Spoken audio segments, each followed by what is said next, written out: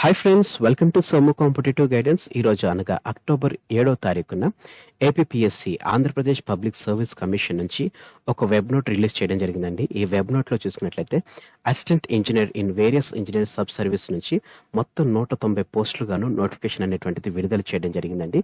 ఈ నోటిఫికేషన్ సంబంధించినటువంటి వివరాలు మనం చూసినట్లయితే కనుక ఇందులో ఉన్నటువంటి 190 పోస్టులో 35 పోస్టులు అనేటువంటిది క్యారీ ఫార్వర్డ్ పోస్టులుగా తెలపడం జరిగిందండి. అంటే క్రితం వచ్చినటువంటి నోటిఫికేషన్ ఏదైతే ఉందో ఆ నోటిఫికేషన్ సంబంధించినటువంటి క్యారీ ఫార్వర్డ్ గా 35 పోస్టులు క్యారీ చేయడం జరిగిందండి. అదే రీతిగా 155 పోస్టులు అనేటువంటిది ఫ్రెష్ వేకెన్సీస్ గా తెలపడం జరిగిందండి. ఈ రీతిగా 190 పోస్టులు అనేటువంటిది బ్రేకప్ చేయడం జరిగింది అనమాట.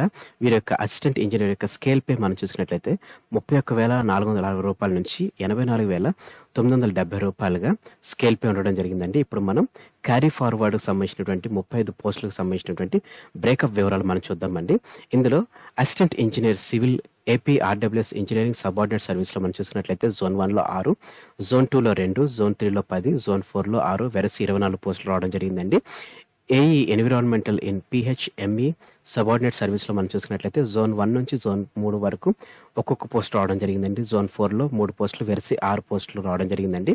అదే రీతిగా AE civil pH in AP public and MPL engineering subordinate సర్వీస్లో జోన్ 2లో ఒక పోస్టు, జోన్ 4లో ఒక పోస్టు వెరసి 2 పోస్టులు అండి. Municipal assistant engineer civil in AP public health and MPL engineering subordinate సర్వీస్లో మనం చూసుకున్నట్లయితే ఓన్లీ జోన్ 2లో 2 పోస్టులు మెన్షన్ చేయడం జరిగిందండి.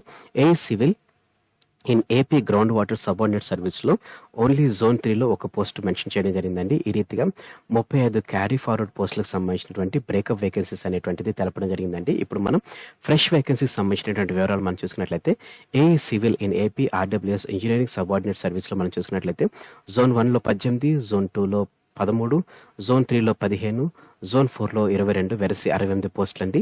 ఏ civil mechanical in AP Panchayati Raj and rural development subordinate సర్వీస్లో మనం చూసుకున్నట్లయితే ఓన్లీ జోన్ 1లో 34 పోస్టులు ఇవ్వడం జరిగిందండి. అదే రీతిగా A civil or mechanical in endowment subordinate సర్వీస్లో మనం చూసుకున్నట్లయితే జోన్ 1లో 1, జోన్ 3లో 1, జోన్ 4లో 1 వెరసి 3 పోస్టులు అండి.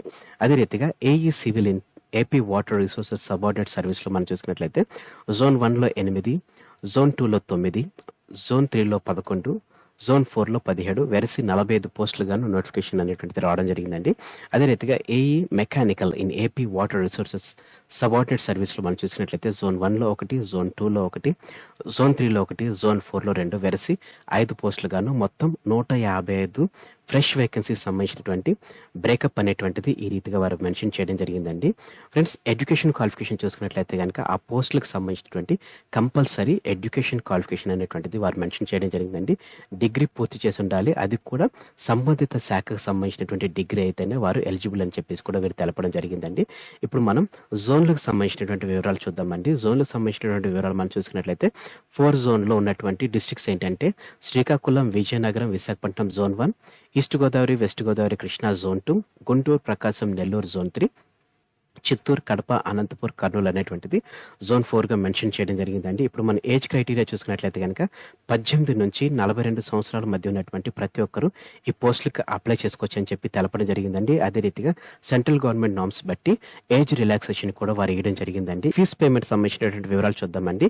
250 రూపీస్ అనేటువంటి చూసుకున్నట్లయితే కనుక అది అప్లికెంట్ ఫీజుగా మెన్షన్ చేయడం జరిగిందండి. అదే రీతిగా 80 రూపీస్ చూసుకున్నట్లయితే కనుక ఎగ్జామినేషన్ ఫీజుగా మెన్షన్ చేయడం జరిగిందండి. ఎవరైతే ఎస్సీ, ఎస్టీ, బీసీ, పిహెచ్ అదే రీతిగా ఎక్స్ సర్వీస్ మెన్లు వీరు ఎవరైతే ఉంటారో వీరు ఎగ్జామినేషన్ ఫీజు ఏదైతే 80 రూపాయలు ఉందో వారు అది పే చేయాల్సిన అవసరం లేదండి. కాకపోతే వారు 250 రూపాయలు అనేటువంటిది తప్పనిసరిగా పే చేయాల్సి ఉంటుందండి. మోడ్ ఆఫ్ పేమెంట్ మనం చూసినట్లయితే కనుక credit card, debit card, online payment అన్ని ఇవ్వడం జరిగిందండి. అయితే ఐపీఓస్, డిమాండ్ డ్రాఫ్ట్స్ మాత్రం వారు తీసుకోరని చెప్పేసి తెలపడం జరిగిందండి. ఎగ్జామినేషన్ సెంటర్ మనం చూసుకున్నట్లయితే కనుక ఎగ్జామినేషన్ సెంటర్స్ అనేటువంటిది వారు సపరేట్ గా తెలుపుతారని చెప్పేసి ఇందులో మెన్షన్ చేయడం జరిగిందండి. ఇప్పుడు మనం ఎగ్జామ్ ప్యాటర్న్ సంబంధించినటువంటి వివరాలు చూద్దామండి. ఇప్పుడు ఈ ఏఈ ఎగ్జామ్ సంబంధించినటువంటి ప్యాటర్న్ ఏ రీతిగా ఉండబోతుందని మనం చూసుకున్నట్లయితే ఫ్రెండ్స్, ఇప్పుడు మనం ఎగ్జామినేషన్ ప్యాటర్న్ చూద్దామండి. ఈ ఎగ్జామ్ అనేటువంటిది ఆబ్జెక్టివ్ టైప్ లో ఉంటుందని చెప్పి తెలపడం జరిగిందండి. అదే రీతిగా ఇంగ్లీష్ మీడియంలోనే ఎగ్జామ్ ఉంటుందని చెప్పేసి కూడా వారు మెన్షన్ చేయడం జరిగిందండి.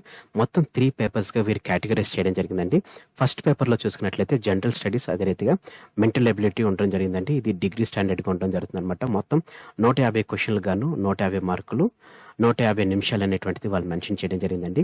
పేపర్ 2లో మనం చూసుకున్నట్లయితే గనుక సివిల్ అదే రీతిగా మెకానికల్ వారికి ఇది కామన్‌గా ఉండడం జరుగుతుందండి. ఇది డిప్లొమా స్టాండర్డ్‌లో ఉంటుందని చెప్పేసి వారు తెలపడం జరిగిందండి.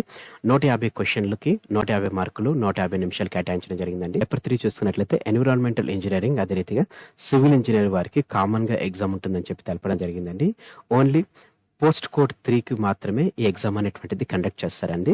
డిగ్రీ స్టాండర్డ్‌లో ఈ ఎగ్జామ్ అనేటువంటిది ఉండడం జరుగుతుందండి. 150 క్వెషన్‌లకి 150 మార్కులు, 150 నిమిషాలు అనేటువంటిది కేటాయించడం జరిగిందండి. అంటే మనకి పేపర్ 1 అదే రీతిగా పేపర్ 2 ఎవరైతే సివిల్ మెకానికల్‌కి ఉన్నారో వారికి మాత్రం పేపర్ 1, పేపర్ 2 ఉంటుందండి.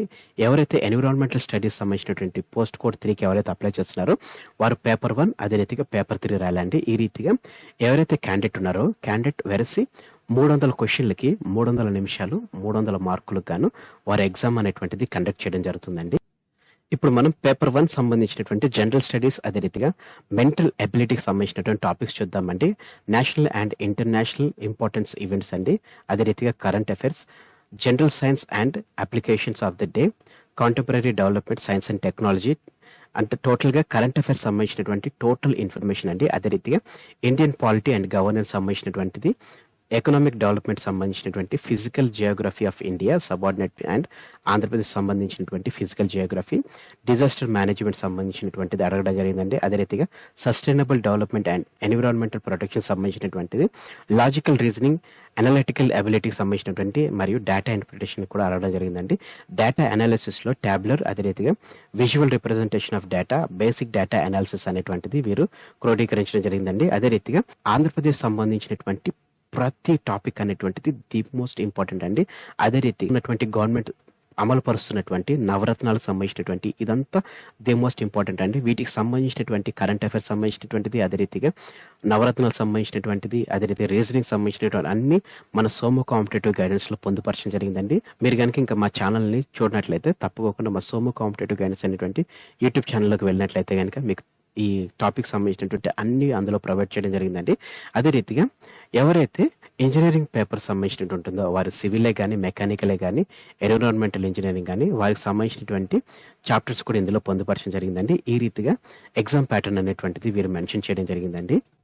ఈ నోటిఫికేషన్ సంబంధించినటువంటి క్యారీ ఫార్వర్డ్ వేకెన్సీస్ అదే రీతిగా ఫ్రెష్ వేకెన్సీస్ సంబంధించినటువంటి డిపార్ట్మెంటల్ వైజ్గా, జోనల్ వైజ్గా బ్రేకప్ వేకెన్సీస్ అనేటువంటిది ఇందులో పొందుపరచడం జరిగిందండి. దీనికి సంబంధించినటువంటి పీడిఎఫ్ అనేటువంటిది నేను కింద డిస్క్రిప్షన్ బాక్స్ లో నేను మీకు పొందుపరుస్తానండి. ఫ్రెండ్స్, ఈ పోస్టులు గాను ఆన్లైన్ అప్లికేషన్ స్టార్టింగ్ డేట్ అనేటువంటిది 21 అక్టోబర్ నుంచి ఎండింగ్ డేట్ చూసుకున్నట్లయితే కనుక 11 నవంబర్ వరకు అప్లికేషన్ ప్రాసెస్ అనేటువంటిది చేయడం జరుగుతుందని చెప్పి తెలపడం జరిగిందండి. ఫ్రెండ్స్, ఎవరైతే ఆన్లైన్ పేమెంట్ చేస్తున్నారో ఆన్లైన్ పేమెంట్ చేసే వాళ్ళు గుర్తుంచుకోవాల్సింది ఏంటంటే 10వ తారీఖు అర్ధరాత్రి 11:59 అంటే మిడ్ నైట్ తోటి ఆన్లైన్ పేమెంట్ అనేటువంటిది ఆగిపోవడం జరుగుతుందండి. సో ఫ్రెండ్స్, మీరందరి తప్పక గుర్తుపెట్టుకోండి. ఎవరైతే ఈ పోస్టులకి ఎలిజిబిలిటీ ఉన్నారో వారు తప్పకోకుండా ఈ పోస్టులకి అప్లై చేసుకోండి. Thanks for watching the video. Have a nice day. All the best for your exams. Bye.